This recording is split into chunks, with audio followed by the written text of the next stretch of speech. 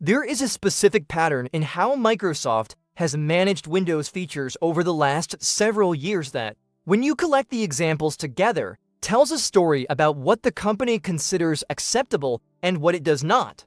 Features that give users privacy tend to be removed, deprecated, or hidden in ways that reduce their usefulness. Features that enable data collection tend to be expanded, promoted, and integrated deeply into the operating system. The asymmetry is not random. It reflects the commercial priorities that shape Windows, and the commercial priorities do not prioritize user privacy. I want to walk you through a specific feature that was removed from Windows because it was too private, the broader pattern it represents, and what the removal tells us about the direction Windows is heading. The specific feature is illustrative, not unique. The pattern is the more important thing to understand because the pattern predicts what will happen to other privacy protective features over time.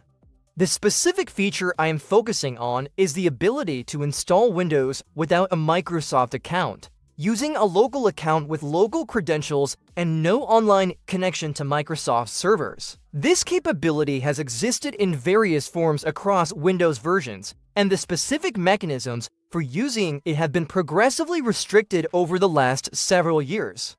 The restrictions have been implemented through changes in the setup flow, changes in the options that are presented, and changes in the specific workarounds that have historically allowed users to configure local accounts. Each restriction has been modest on its own. Cumulatively, they have made local account installation substantially harder than it used to be, and the direction is clearly toward making it impossible for most users to avoid a Microsoft account. Local account installation is a privacy feature because it allows users to use Windows without the data collection that flows through the Microsoft account infrastructure. A user with a Microsoft account is providing, at minimum, an email address, a phone number, and authentication data to Microsoft. Once the account is connected to a Windows installation, the account mediates synchronization, cloud storage, application purchases, and various other activities that all generate data for Microsoft. The local account model, by contrast, keeps the user's activity on their own machine and out of Microsoft's cloud. Microsoft's stated reasons for restricting local account installation are about user experience and feature completeness.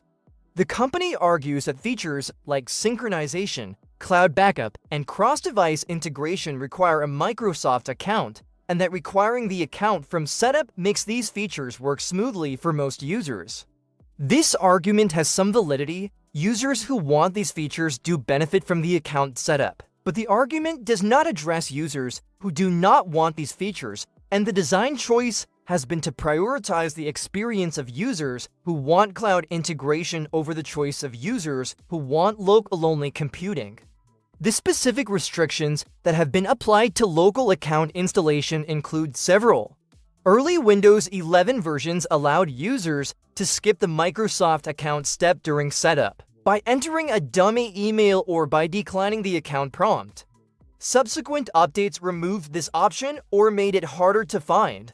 Command line workarounds that technical users could use to bypass the Microsoft account requirement have been progressively closed, with specific updates breaking the workarounds and the community finding new ones in a cat and mouse pattern that has favored Microsoft over time. Current Windows 11 installations, depending on the specific version and edition, make local account installation very difficult for typical users.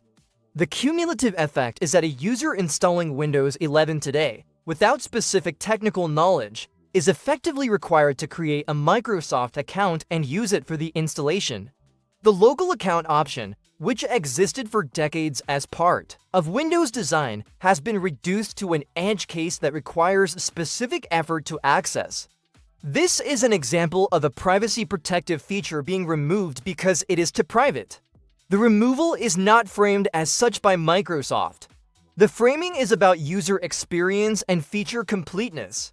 But the practical effect is the removal of a capability that used to be standard, and the justifications for the removal are commercially convenient rather than user-driven. Other examples of the same pattern include several.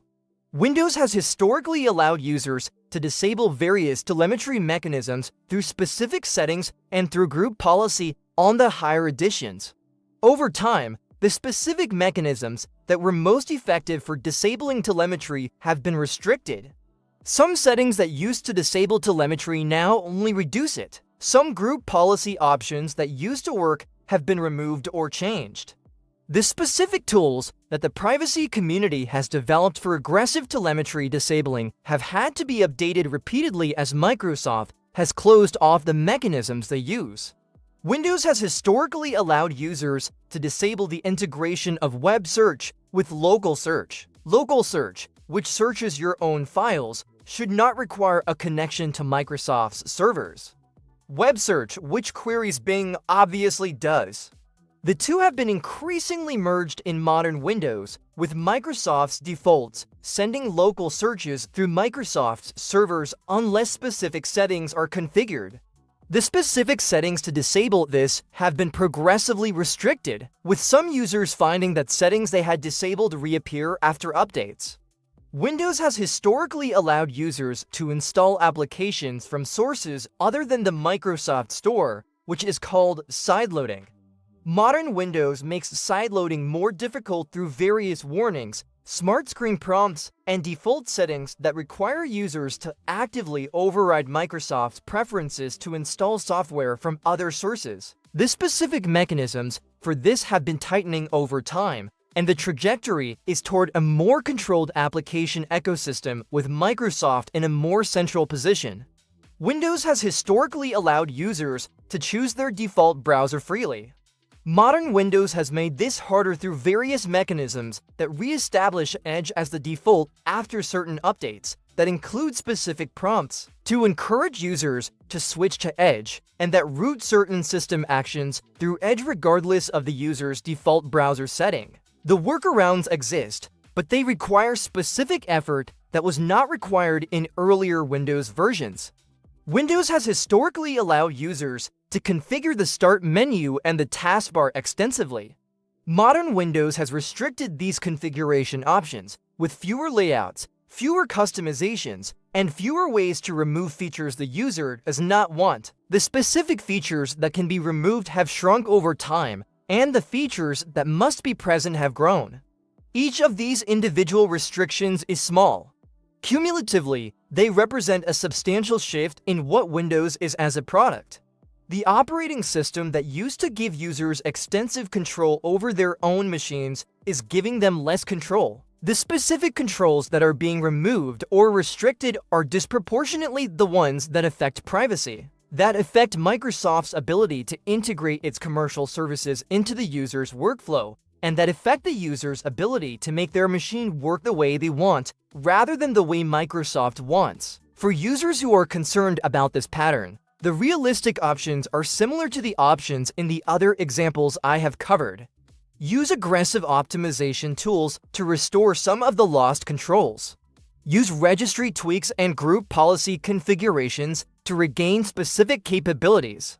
Use third-party software that replaces Windows defaults with more controllable alternatives. Switch to an operating system that is not structured to progressively remove user control, which in practical terms means switching to Linux. The pattern I described is not accidental.